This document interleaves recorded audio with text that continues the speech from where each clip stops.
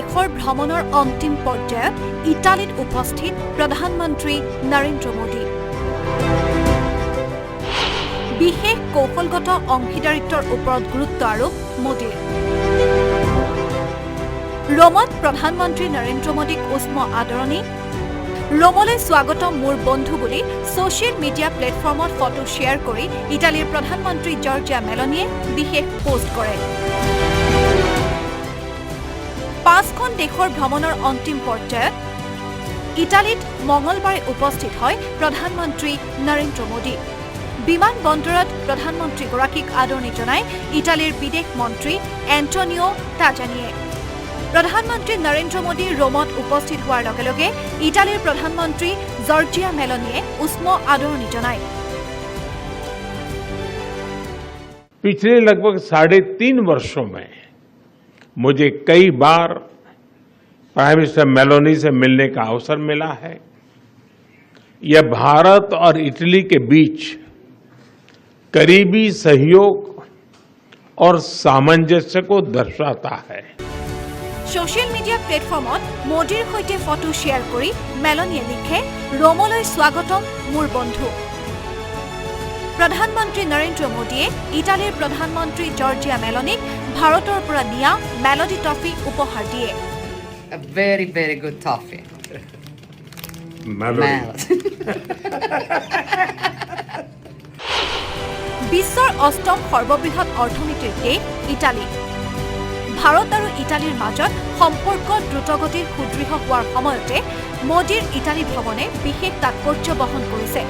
2025 আৰু 2029 যৌথ কৌশলগত কাৰ্য পৰিকল্পনাৰ অধীনত দুয়োখন দেশৰ মাজত বাণিজ্য, বিনিয়োগ, প্ৰতিৰক্ষা আৰু নিৰাপত্তা, শক্তি উদ্ভাৱন, বিজ্ঞান আৰু প্ৰযুক্তিৰ ক্ষেত্ৰত সহযোগিতা বৃদ্ধি কৰিছে। ৰোমত উপস্থিত হোৱাৰ পিছত প্ৰৱাসী ভাৰতীয়সকলৰ সৈতে মত বিনিময় কাৰ্যসূচীতো অংশগ্ৰহণ কৰে প্ৰধানমন্ত্ৰী নৰেন্দ্ৰ মোদীয়ে।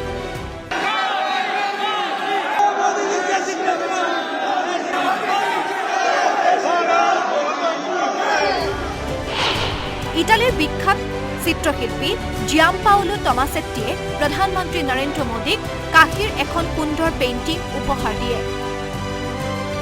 এক্স হেণ্ডেলযোগে প্ৰধানমন্ত্ৰীগৰাকীয়ে প্ৰতিক্ৰিয়া প্ৰকাশ কৰি ৰোমত কাশীৰ আভাস বুলি এক বিশেষ পোষ্ট শ্বেয়াৰ কৰে। প্ৰধানমন্ত্ৰী নৰেন্দ্ৰ মোদীয়ে বুধবাৰে ইটালীৰ প্ৰধানমন্ত্ৰী জৰ্জিয়া মেলনিৰ সৈতে দ্বিপাক্ষিক বৈঠকত মিলিত হ'ব।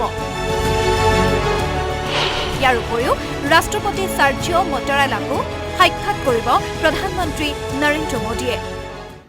मेरे और मेरे डेलीगेशन के भव्य स्वागत के लिए मैं प्राइम मिनिस्टर मेलोनी का हृदय से आभार व्यक्त करता हूं। रोम को विश्व में इटर्नल सिटी के रूप में जाना जाता है। भारत में मेरी लोकसभा कॉन्स्टिट्यूएंसी काशी, उसको भी अनादि और शाश्वत नगर माना जाता है। जब दो सभ्यताएं मिलती हैं तो बातचीत केवल एजेंडा तक सीमित नहीं होती। इसमें इतिहास की गहराई, भविष्य की दृष्टि और मित्रता की सहजता तीनों साथ दिखाई देते हैं। ইটালীৰ পূৰ্বে প্ৰধানমন্ত্ৰী নৰেন্দ্ৰ মোদীয়ে ইতিমধ্যে নৰৱে, ছুইডেন, নেদাৰলেণ্ড আৰু সংযুক্ত আৰৱ আমিৰাত ভ্ৰমণ কৰি মঙলবাৰে ইটালীত উপস্থিত হয়।